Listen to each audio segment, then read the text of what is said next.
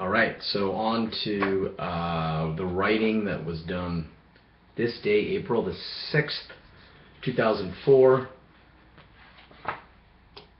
Pages 85 and 86 from Being and Learning, from the 4th chapter, Plato's Allegory of the Cave. I just wanted to recap from yesterday. Something I didn't call attention to was how what's happening in the Allegory of the Cave within the context of this project is the emergence of the sage. And so I said, if we think of the sage in these terms, yes, in some way she represents a particular person with a unique standpoint in the world, as well as the unique capacity to draw others into relation with her in close proximity to her standpoint, where they can be together in the region where she wanders and dwells as teacher. But when we say unique standpoint, we must be careful not to blindly embrace our inheritance. So it's not about something that we sort of own or something about our tradition. Rather, the uniqueness of the location is not ours as a teacher. What's unique is the location that we find ourselves in, the location the sage would find themselves in.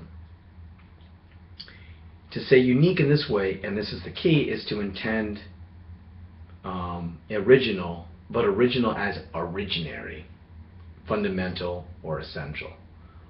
So I wanted to underline that point because the project has now been described as one of originary thinking. It wasn't described that way until I had completed it post galleys of Being and Learning. So as Being and Learning was getting wrapped up in 2012, was getting published. Actually, when I wrapped it up in 2011, it took several months for it to go, in press and all that sort of stuff. So it came out in August of 2012, but when I wrapped it up in 2011, that's when I finally articulated the entire work and then the project that I'm doing as one of originary thinking. And so this notion of the original is about the original standpoint that we find ourselves in. So learning, capital L, that's the original standpoint, right? That's the phenomenological reduction happens to that point and that place. So the first encounter with being's presencing, first in order, also first in the sense of originating or initiating the learning, which is, as I emphasized yesterday, an enactment of our freedom. Okay, so the project of originary thinking is another way of saying the project of a fundamental ontology of learning. So onward. Again, this is chapter 4, or what became chapter 4 in Being and Learning. Ongoing close reading of the Allegory of the Cave. If we all possess the capacity to receive the call of learning, then the allegory serves to remind us that learning is always already possible, and it is a matter of receiving the call, but also being prepared to receive the call. But this raises a question. How is it that we are made ready to receive the call? How are we prepared to receive the call of learning? This is quite a different question than the one concerning the one who initially makes the call, who draws us onto the open region, the teacher who offers the gift of teachability. We have covered some ground with that question, although we will still have more to explore. Indeed, our reading of Socrates and the general commentary we've made on hermeneutics as the reception of a message from the gods leads us into our exploration of the sage, which we are still taking up.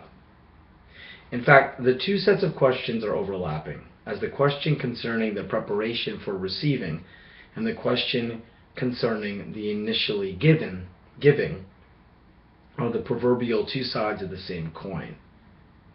For each relies on the originary evocative saying that has been issued. Thus we need to say more about both the preparedness for receiving as well as the originary issuing of the evocative call to learn. A reading of the Allegory suggested that sage is quite properly linked to a particular manner of saying, sage.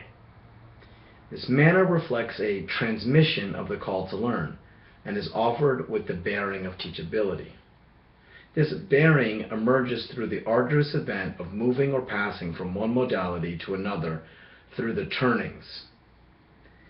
These passages represent a series of disorienting events and culminates in something like a revelation of relationality. Within the context of this tale, the revelation produces a longing to be with others. Now we have identified the modality of questioning, of being held out. In the passages of releasement, the liberated one undergoes in his arduous ascent. And furthermore, we have said that the final passage occurs when the liberated one is turned by his longing for his companions, when he recognizes that he cannot undertake the life of learning by himself, that the truth of relationality can only be understood through the wandering that occurs within a fellowship.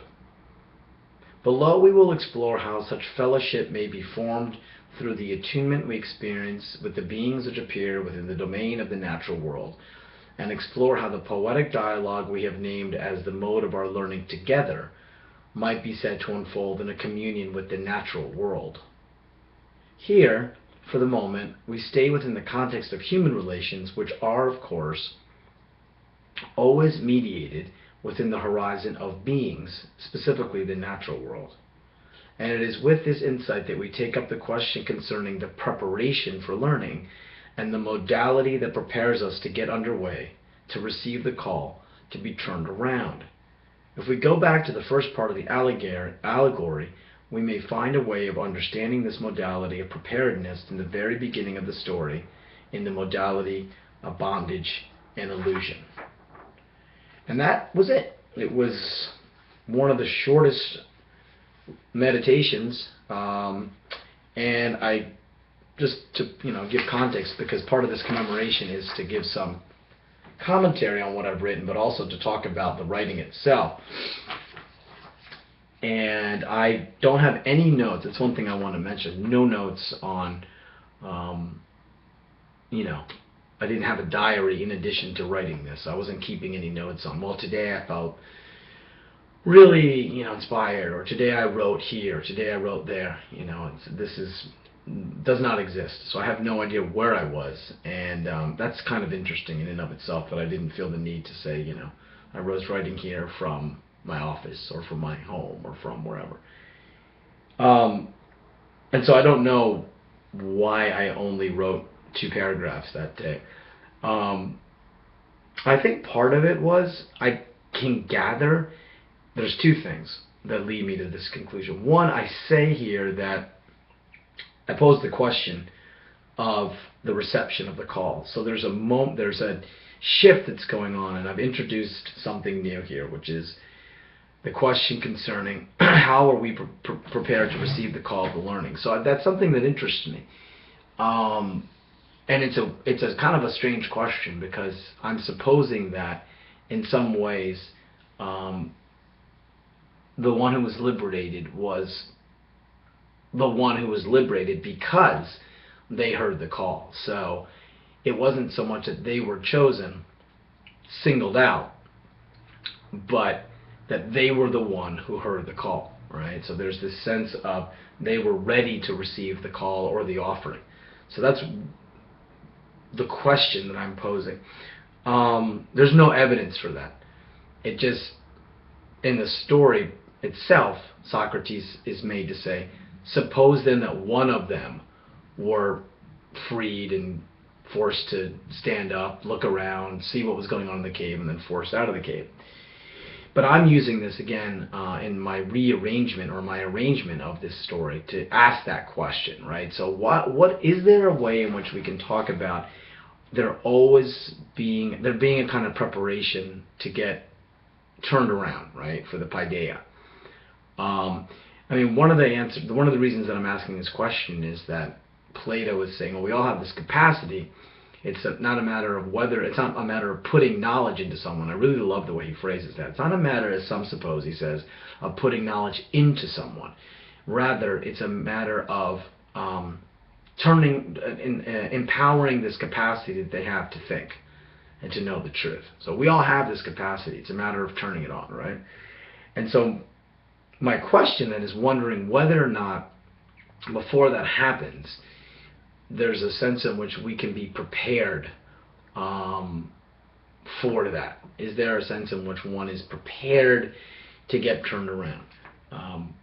This may actually be, a non-question insofar as I've already been emphasizing how the paideia is itself an experience with freedom, insofar as freedom is an experience with spontaneity. So if that's the case, then what's unique about paideia is that this turning is one in which it happens to us spontaneously. It's an interruption, and then it inspires and initiates learning. And that is to say, the enactment of freedom, the taking up of our freedom.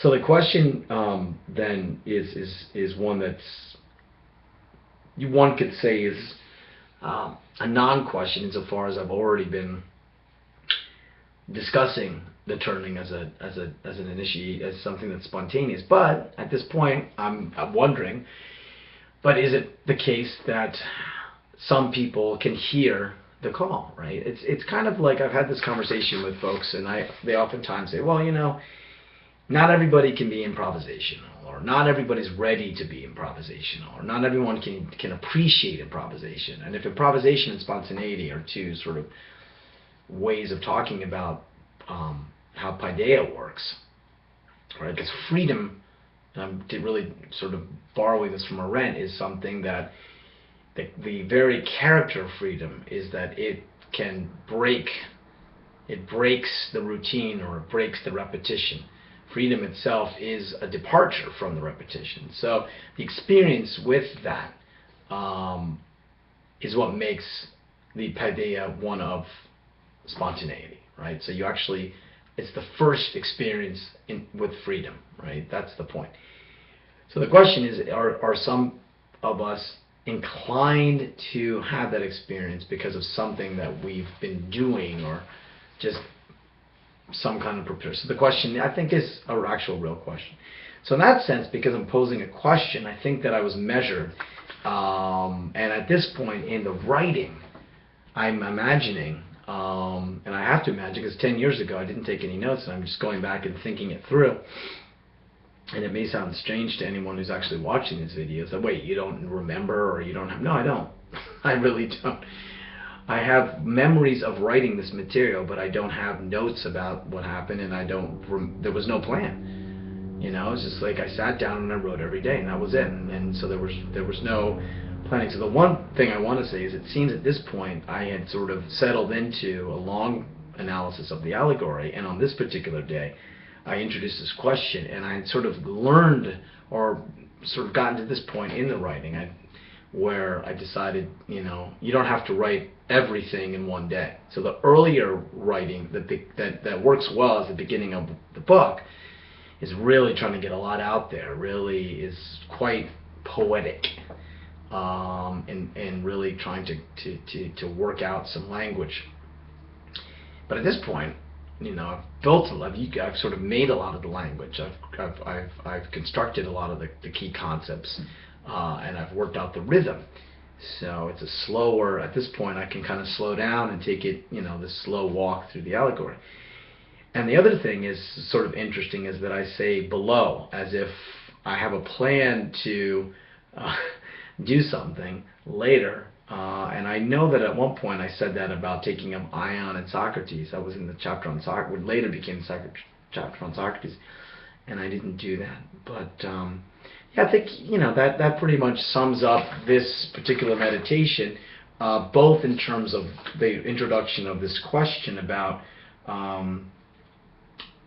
how is it that we're made ready to receive the call, how are we prepared to receive the call of learning, assuming that we are, and then also that it's short, because that question itself is setting up or anticipating many meditations to come. So rather than feeling the need to dive in too deep on the question, I sort of let it be at that. So that's what it was 10 years ago today, on the 6th of April, 24. Read this day, the 6th of April, 2014.